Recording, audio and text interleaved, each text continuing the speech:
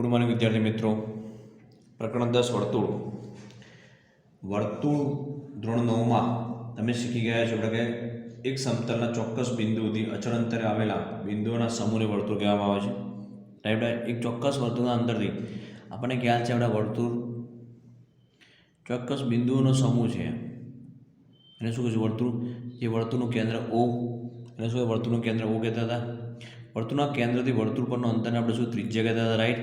તો આપણે આનો સિમ્બોલ શું? વર્તુળનું કેન્દ્ર વર્તુળનું કેન્દ્ર O, ત્રિજ્યા શું થશે? OA. શું થશે? ત્રિજ્યા OA. આપણે આ રીતે દર્શાવતા હતા. રાઈટ. હવે જો અહીંયા આકૃતિ આપેલી છે આપણે કે આકૃતિ 1, આકૃતિ 2 અને આકૃતિ 3માં આપણે આ રેખા PQ દોરીએ છીએ. આ રેખા PQ, આ જે સ્પર્શ અહીંયા આપણે ટચ થાય બિંદુનું નામ આપણે AB, આ PQ રેખા અને A છે. રાઈટ. એટલે આકૃતિ 1માં આકૃતિ 1 છે તમને કે રેખા PQ અને વર્તુળને કોઈ સામાન્ય બિંદુ નથી. એટલે કોઈ સામાન્ય બિંદુ છે એને ટચ થતું નથી. એટલે આ કિસ્સામાં શું થયું કે રેખા PQ વર્તુળને છેદતી નથી. જો આકૃતિ 1ની વાત કરું છું બરા, આ જે રેખા છે PQ, રેખા PQ એ વર્તુળને છેદતી છે નહીં. એટલે આકૃતિ 1માં શું થયું? રેખા PQ અને વર્તુળને કોઈ સામાન્ય બિંદુ છે નહીં. એટલે આ કિસ્સા રેખા PQ વર્તુળને છેદતી નથી. રાઈટ. હવે નંબર 2, બીજા નંબરમાં શું આપેલું છે કે આકૃતિ 2માં રેખા PQ, આ જે છે રેખા PQ અને વર્તુળને બે સામાન્ય બિંદુઓ. કયા સામાન્ય બિંદુ છે? A અને B. જો આ રેખા વર્તુળ દોર્યું મેં. રાઈટ. વર્તુળ દોર્યા પછી આપણે રેખા દોરી મેં. આ જે રેખા છે P અને Q. આ જ્યાં છેદ્યું વર્તુળને આપણે એનું નામ આપણે A આપ્યું છે. અહીંયા જે છેદ્યું એનું નામ B આપ્યું છે. કે આકૃતિ 2માં રેખા PQ અને વર્તુળને બે સામાન્ય બિંદુ A અને B છે.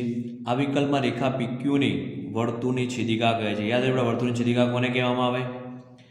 કે જ્યાં છેદ્યું વર્તુળને છેદ્યું કયા બિંદુમાં આપણે કે વર્તુળના રેખા PQ એ બે બિંદુઓ કયા બે સામાન્ય બિંદુ A અને B. એટલા માટે આને રેખાને શું કહેવાશે? આપણે છેદિકા કહેવાશે. રેખા PQ ને શું કહે?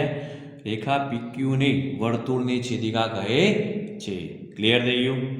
હજુ આપણે ફરીથી આકૃતિ જોઈએ તમને ખ્યાલ આવે કે માન લો આ છે. હવે અહીંયા આપણે નામ આપ્યું તમને કે AB આપ્યું છે. ચલો રેખા AB રેખા છે અને આ જે નામ આપ્યું આપણે માન લો કે છેદી બિંદુ સામાન્ય બિંદુ એના આપણે PQ આપી દઈએ. તો જે AB રહી રેખા એ સુધી વર્તુળની શું બની? આપણે છેદિકા બની ગઈ. શું બની ગઈ? છેદિકા. જો આ વિકલ્પમાં રેખા PQ ને વર્તુળની છેદિકા. તો આ વિકલ્પમાં શું છે? રેખા AB ને વર્તુળની છેદિકા કહેવામાં આવે. ક્લિયર? હવે આકૃતિ 3માં જુઓ ધ્યાનથી. તમને આપેલી છે શું કીધું છે? આકૃતિ 3માં રેખા PQ એ શું ક્યાં વર્તુળની બહારની બાજુએ છેદે છે કે રેખા આકૃતિ 3માં રેખા અને વર્તુળમાં ફક્ત એક જ બિંદુ A માં છેદ્યું. અહીંયા શું બે બિંદુમાં છેદ્યું? A અને B માં. આ ફક્ત એક જ બિંદુમાં છેદ્યું. તો આ વિકલ્પમાં રેખાને શું કહેવાશે? વર્તુળનો સ્પર્શક કહેવાશે. શું કહે છે? વર્તુળનો સ્પર્શક. અને એને શું કહેવાશે? સ્પર્શ બિંદુ કહેવાશે. એને શું કહેવાશે? સ્પર્શ બિંદુ. સ્પર્શક PQ અને સ્પર્શ બિંદુ શું આવશે? A. ક્લિયર થઈ ગયું? ક્લિયર? સ્પર્શક કોને અને સ્પર્શ બિંદુ કોને કહેવાય? માન લો કે હું વર્તુળ દોરું છું અહીંયા.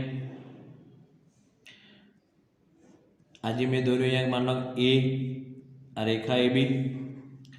અહીંયા હું નાખી માન લો કે P બિંદુ છે. આ ટચ થયું સામાન્ય બિંદુ ઓનલી ફોર P. તો P ને શું કહેવાય? સ્પર્શ બિંદુ કહેવાશે અને સ્પર્શક શું બને આપણે? AB. સ્પર્શક શું બને આપણને? AB. એટલે ક્લિયર? આકૃતિ 1, 2, 3 ક્લિયર થઈ ગયું? હવે જો આપણે કે વર્તુળનો સ્પર્શક, આ ખાસ આ છે વર્તુળનો સ્પર્શક, એ વર્તુળને ફક્ત એક જ બિંદુમાં, આ MCQમાં ગણ્યા પછી વર્તુળને કે વર્તુળનો સ્પર્શક એ વર્તુળને ફક્ત એક જ બિંદુમાં છેદતી એક રેખા છે. એક જ બિંદુમાં છેદતી એક રેખા. એટલે આપણે જોઈએ P બિંદુમાં છેદવી. વર્તુળ પરના દરેક બિંદુમાંથી વર્તુળને એક અને માત્ર એક જ સ્પર્શક હોઈ શકે. આ ખાસ યાદ રાખજો, MCQમાં પૂછાય છે કે વર્તુળ પરના દરેક બિંદુમાંથી વર્તુળને ખાલી જગ્યા સ્પર્શક હોઈ શકે. શું? ફક્ત એક જ, તો એક અને માત્ર એક જ. ક્લિયર? વર્તુળ પર અસંખ્ય બિંદુઓ હોવાથી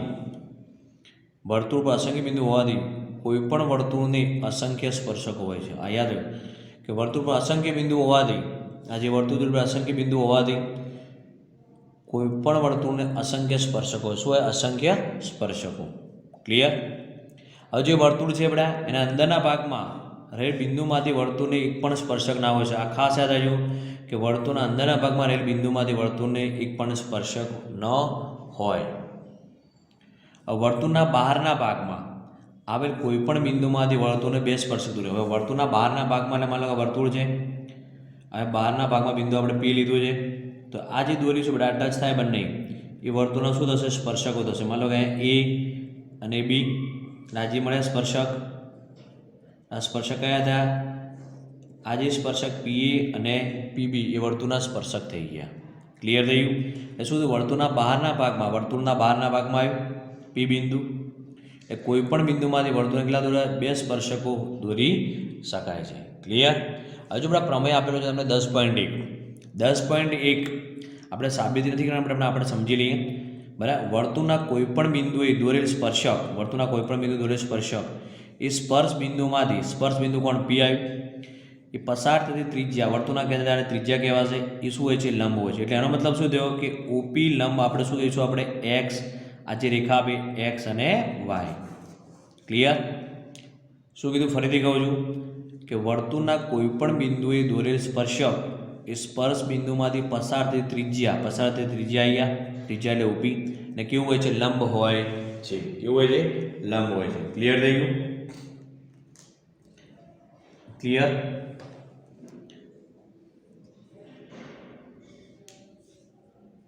હવે જો 10.1 જોઈએ આપણે, સ્વાધ્યાય 10.1. હવે તમે પ્રશ્ન જો આપણે પહેલું સર ટેક્સ્ટ બુક રાખ્યું, તમને ખ્યાલ આવે કે વર્તુળને કેટલા સ્પર્શક હોય? વર્તુળને અસંખ્ય સ્પર્શક હોય. કેટલા હોય છે બેટા? અસંખ્ય. કેટલા હોય છે? અસંખ્ય. ક્લિયર થઈ ગયું પહેલો? હવે જો બીજું નંબર 2 શું આપણે ખાલી જગ્યા પૂરું કે સ્પર્શક વર્તુળને ખાલી જગ્યા બિંદુમાં છેદે. કયા બિંદુમાં છે? એક અને માત્ર એક જ. આપણે કીધું એક અને માત્ર એક જ બિંદુમાં છેદે. કે વર્તુળને બે બિંદુમાંથી છેદતી રેખાને વર્તુળના બે બિંદુમાંથી છેદતી રેખાને વર્તુળની શું કહે છે? છેદિકા કહે છે. શું કીધું આપણે? છેદિકા. વર્તુળની છેદિકાને સમાંતર હોય. આ વર્તુળ છે, હવે આ છેદિકા છે એને સમાંતર હોય તેવા વધુમાં વધુ કેટલા સ્પર્શકો હોય? એટલે બે સ્પર્શકો હોય સમાંતર. કેટલા સ્પર્શકો? આ એક અને બે. આ રીતનું પણ હોઈ શકે અથવા આ રીતે બી હોઈ શકે. બે સ્પર્શકો જોવા મળશે. ક્લિયર? વર્તુળ અને સ્પર્શકના સામાન્ય બિંદુને શું કીધું આપણે? સ્પર્શ બિંદુ કીધું. શું કીધું આપણને? સ્પર્શ બિંદુ કહે છે. એટલે ક્લિયર? સ્વાધ્યાય 10.1 માં ક્વેશ્ચન નંબર 1 અને ક્વેશ્ચન નંબર 2 ક્લિયર થઈ ગયું. હજુ દાખલા નંબર 3 જોઈએ આપણે. હવે જોડા દાખલા નંબર 3 શું કહે તમને? રકમ વાંચતા સોલ્વ કરીએ આપણે કે 5 સેમી ત્રિજ્યાવાળા વર્તુળના કોઈ બિંદુ પી આગળ દોરેલ એક સ્પર્શક કયો છે? પીક્યુ છે. કેન્દ્ર ઓમાંથી પસાર થતી રેખાને ક્યુ બિંદુમાં છેદે છે. એટલે પહેલું કામ શું કરવાનું? આપણે વર્તુળ દૂર દેવાનું. થઈ ગયું? ક્લિયર? વર્તુળનું કેન્દ્ર શું દોર્યું આપણે? ઓ. જો તમને કીધું છે વર્તુળનું કેન્દ્ર ઓમાં. ક્લિયર? હવે જો શાંતિ કે 5 સેમી ત્રિજ્યાવાળા, કેટલા સેમી? 5 સેમી ત્રિજ્યાવાળા વર્તુળના કોઈ બિંદુ પી આગળ દોરેલ એક સ્પર્શક, એટલે પી બિંદુએ અહીંયા દોરેલ પર સ્પર્શક દોરવો પડશે આપણને. આ જે વર્તુળની ત્રિજ્યા થશે આટલું અંતર, એટલે પી બિંદુ એટલે કેટલું આપેલું છે તમને? 5 સેમી. રાઈટ? 5 સેમી ત્રિજ્યાવાળા વર્તુળના કોઈ બિંદુ પી આગળ દોરેલ એક સ્પર્શક, એટલે સ્પર્શક કયો તો આપણે પી ક્યુ. સ્પર્શક પી અને ક્યુ કેન્દ્ર ઓમાંથી પસાર થતી રેખા ક્યુ બિંદુમાં છેદે છે. આ પસાર થતી રેખા ક્યુ બિંદુમાં છેદી તો ઓ ક્યુ તમને આપેલા છે 12 મળી જશે. તો શું શોધવાનું? આપણે પીક્યુની લંબાઈ શોધવાની પાયથાગોરસ વાપરી દઈશું. ક્લિયર થઈ ગયું? તો આપણને ખબર કે ત્રિકોણ ઓ પી ક્યુમાં ખૂણો પી બરાબર શું આવશે? 90. એટલે પાયથાગોરસ મુજબ આપણે ના કીધું બેટા પ્રમેય પ્રમેય જોઈએ તો આપણે 10.1 આપણે જોયો કે જે અહીંથી અંતર કેવું છે આપણે લંબ હશે ત્રિજ્યાને સ્પર્શકને એટલે ઓપી ક્યુમાં ખૂણો પી બરાબર 90 તો OQ સ્ક્વેર આ કર્ણ બનશે OQ નો વર્ગ બરાબર OP square plus PQ square OQ એટલે શું આવશે આપણે 12 નો વર્ગ 5 નો વર્ગ વત્તા PQ સ્ક્વેર આપણે શોધવાના છે 144 બરાબર 25 વત્તા PQ સ્ક્વેર 25 આવે 144 ઓછા 25 બરાબર PQ નો વર્ગ PQ નો 144 25 બાદ કરશો કેટલા રહેશે આપણે 119 એટલે PQ બરાબર શું આવશે વર્ગમૂળમાં 119 સેમી ક્લિયર થયું ક્લિયર જોડે નેક્સ્ટ કે P કેન્દ્ર અને 7 સેમી ત્રિજ્યા ધરાવતા વર્તુળના બહારના ભાગમાં આવેલ બિંદુ A માંથી દોરેલ સ્પર્શક વર્તુળને B બિંદુમાં સ્પર્શે છે જો AB બરાબર 24 સેમી હોય તો PA શોધો હવે શું કીધું છે અહીંયા P કેન્દ્ર છે એટલે વર્તુળ દોરવું પડશે આપણે વર્તુળનું કેન્દ્ર P વર્તુળનું કેન્દ્ર P આવી ગયું ક્લિયર કે વર્તુળનું કેન્દ્ર શું મળ્યું તમને P રાઈટ 7 સેમી ત્રિજ્યા ધરાવે 7 સેમી ત્રિજ્યા એમ 7 સેમી ત્રિજ્યા ધરાવે 7 સેમી ત્રિજ્યા મળી ગઈ તમને ધરાવતા વર્તુળના બહારના ભાગમાં આવેલ બહારના ભાગમાં વર્તુળના એટલે અહીંયા આવેલું આપણે બહારના ભાગમાં એનું એ નામ આવે બિંદુ A માંથી દોરેલ સ્પર્શક થઈ જશે આપણને એ વર્તુળને કયા બિંદુમાં વર્તુળને જે છેદ્યું કયા બિંદુમાં B બિંદુમાં છેદ્યું એટલે આપણે 90 અંશનો ખૂણો મળી ગયો તો AB બરાબર 24 તમને આપેલા AB 24 આપેલા છે AB 24 આપણે શું શોધવાનું છે P અંતર શોધવાનું છે P એ પાયથાગોરસ વાપરી દો એટલે ત્રિકોણ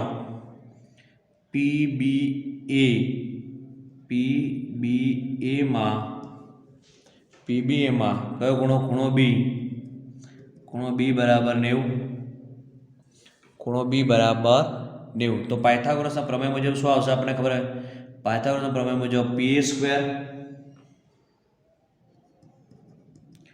કે કર્ણનો વર્ગ બરાબર બે બાજુના વર્ગોનો સરવાળો થશે PA સ્ક્વેર બરાબર PB સ્ક્વેર પ્લસ AB નો વર્ગ PB એટલે 7 નો વર્ગ AB એટલે 24 નો વર્ગ 7 નો વર્ગ એટલે થશે 49 પ્લસ 24 નો વર્ગ 574 બંનેનો સરવાળો કેટલો આવશે આપણને 625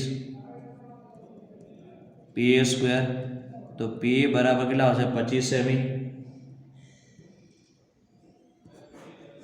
PA બરાબર 25 સેમી થયું ક્લિયર હવે જો આપણે નેક્સ્ટ જોઈએ કે AB એ P કેન્દ્રિત વર્તુળનો સ્પર્શક છે જ્યાં B એ સ્પર્શ બિંદુ છે PA વર્તુળને C બિંદુમાં છેદે છે જો AB 15 સેમી હોય EC 9 સેમી હોય તો વર્તુળની ત્રિજ્યા શોધો એ પહેલા આપણે વર્તુળ દોરી કાઢીશું વર્તુળ દોરી ગયું બેટા વર્તુળ દોર્યા પછી આપણને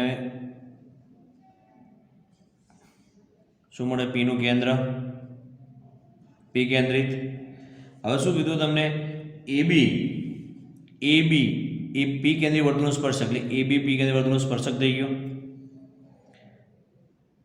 આ B આ સ્પર્શક A અને જોઈન કરી દઈએ આપણને થયું ક્લિયર રાઈટ ચલો એવું બધા કટ કરી દઈએ આપણે આકૃતિ આમ જ દોરી એટલે તમને ખ્યાલ આવીએ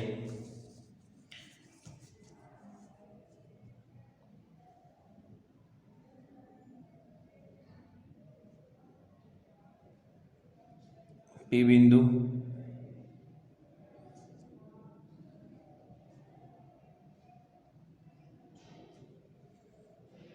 B બિંદુ AB એટલે AB થઈ ગયું એ P કેન્દ્રિત વર્તુળનો સ્પર્શક થયો B બિંદુ એ સ્પર્શ બિંદુ બની ગયું એટલે આપણે અહીંયા B લખ્યો અહીંયા A ના લખ્યો પીએ વર્તુળને કયા બિંદુમાં અહીંયા સી બિંદુમાં છેદ્યું, તો આ જે છે ત્રિજ્યા થશે આર.